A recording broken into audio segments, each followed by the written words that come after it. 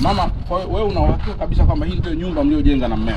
Kabisa, kabisa. Ni mwaka gani kama nakumbuka vizuri? Tulianza kujenga? Tulianza kujenga mwaka 1983. Mwaka 83 nyumba hapo. Hapa 1979 ndo tulinunua. Tena wakati huo ana mwaka mmoja. Maana yuko kazaliwa 78. Ndio. Tumeanza kujenga taratibu 2001 ndo tukaanza kuhamia. 2001. Kwa hiyo muda huu manake ni kwamba nyumba hii ambayo mmejenga na mume wako kutoka mwaka huo imeuzwa. Ndio. Na mimi leo ndio ilikuwa siku yangu ya kutolewa ukutani. Wala kuna haja ya kulia mama. Wala mna haja ya kulia. Nimesema tuje hapa ili angalau kila mmoja aongee. Halafu tusionee mtu. Yaani kama kuna miujiza tuisikilize hapa. Unajua kuongoza mkoa wa Dar es Salaam kunahitaji rehema sana. Kuna mambo mengi kweli kweli. Kama sio mtu wa kumtanguliza Mungu mbele, ni mkoa mzito sana. Ndio. Huyo Lydia aliyokuwa na sign hati, alikuwa anaenda wizarani pale, anajitambulisha yeye ndiye mama. Anachukua barua za mama. Kwamba barua za mama alikuwa anachukua zinasainiwa na huyo Lydia. Huyo na yeye ndo alioenda huko akaandika barua kama yeye ni mama. Anasema jamani, hichi kiwanja hakiko kwenye nyumba ya mirathi ya mume wangu, na ndo wizara ikachukua hiyo barua yake wakati yeye sio hayupo kwenye kokote. Ndio maana nilikuwa nasema kama legally sijui yeye anasimama wapi huyo mtu Lydia, na ambaye ndo hata ndio mhusika wa kuuza hadi nyumba. Yeye huyo, na ndio alikuwa akienda wizarani kwa sababu siku mama anaenda kuchukua barua zake kwamba mimi ndio fulani, wanasema mbona alikuwa Lydia mwenyewe tu huyo Happiness mwenyewe tunamjua ana matatu. Kwa hiyo maana yake ni kwamba swali jingine la ziada. Ilikuwaje bwana huyu Ford? Sawa? Yes. Akaandika power of attorney kwa mke wake. Maana yake sasa yani, kwa hiyo maana yake ni kwamba yule alikuwa kama shemeji yake. Alikuwa ni kama mke wa Ben. Alikuwa anajitambulisha exactly. Kwa hiyo akamwandikia kwamba exactly. Na mpaka mwisho wa siku sasa aliyekuja kuchukua ile hati ni huyo Lydia. Na akaweka na picha kabisa. Na akaweka na picha ambayo huko tunasema alikuwa na powerful attorney. Kwa hiyo nafikiri sasa wewe kaa hapo mama na wataalamu wa ardhi, hebu twendeni sasa na ile lamani tukasimame kwenye hivi viwanja sasa.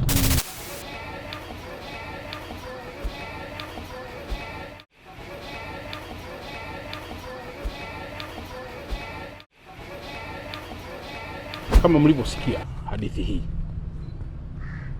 ni hadithi ambayo mtu akikusimulia mbali na hapa unaweza kudhani ni hadithi ya kutungwa, ni hadithi ambayo haipo. Kiwanja hiki tulipo, nyumba hii ambayo mama huyu amejenga na marehemu mume wake, na hawa ndio watoto wake,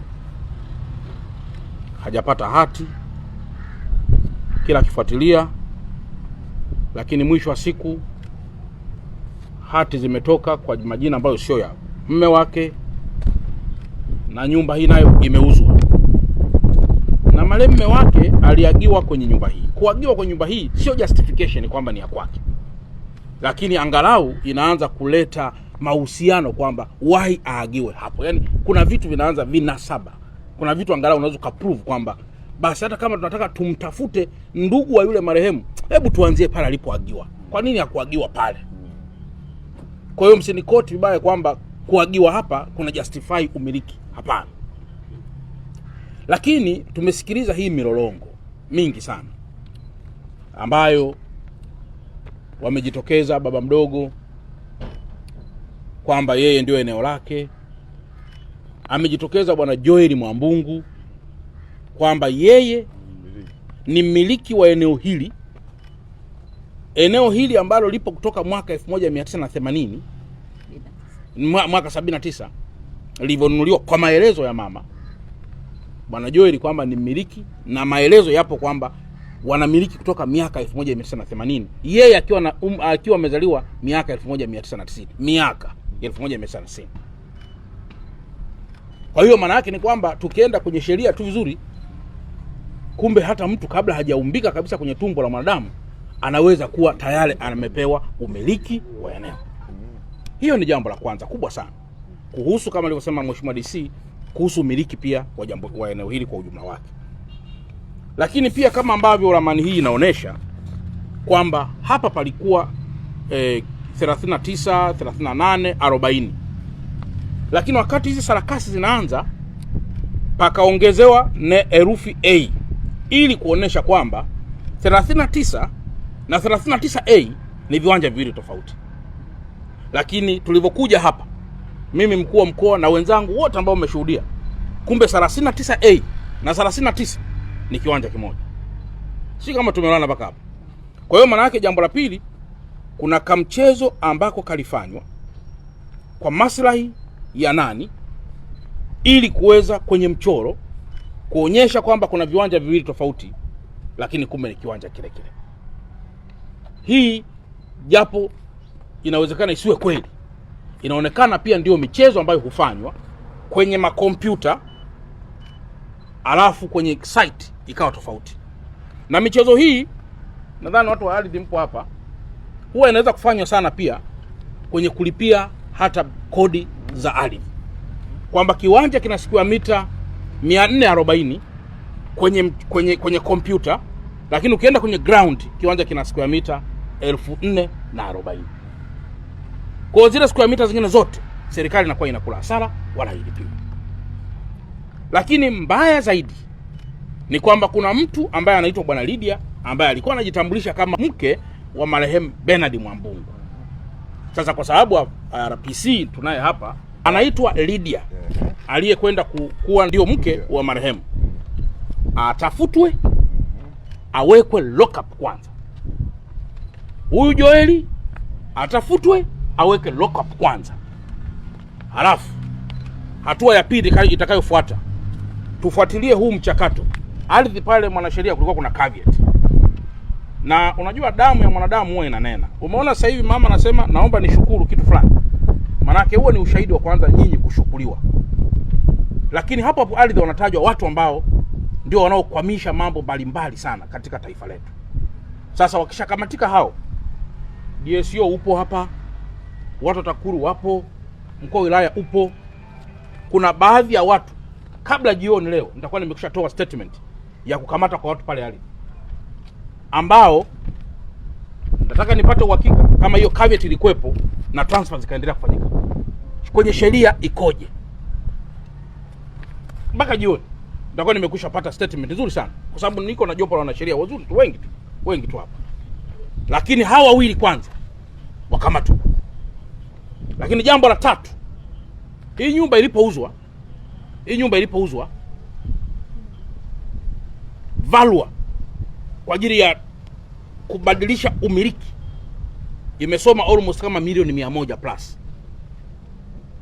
Nimeshamwambia Commissioner General wa TRA Mwenda anipe mtaalamu wa TRA ambaye anahusika na masuala haya. Hapa sasa hivi sijamuona, ili aje tena afanye tathmini hiyo tuweze kujua kwamba mauzo haya yalikwepa kodi ya serikali ama ya kukwepa kodi ya serikali. Lakini jambo la 4, wataalamu wa ardhi wote mpo hapa, kiwanja kile pale kile namba 38 wametoa maelezo familia kwamba hati ilichukuliwa na huyo shangazi. Anapobanwa anasema imechukuliwa na baba mdogo ambaye alikuja kufariki. Sasa wakaenda kufuata process zote, wakatangaza ili wapate tena hati ya marehemu mume wao, yeye kama mmiliki wa mirathi. Mpaka leo hajapata hati. Kwa hiyo watu wa ardhi, msajili upo hapa, wote mpo hapa, hilo liangalieni vizuri, kwa sababu hapa nataka tuunde kamati maalum. Na kamati hapa zitakuwa 2, Mheshimiwa DC. Zitakuwa 2 ambazo zitafanya kazi kila moja kwa wakati wake. Kwa hiyo nakuelekeza Mheshimiwa DC, uunde kamati ya wilaya.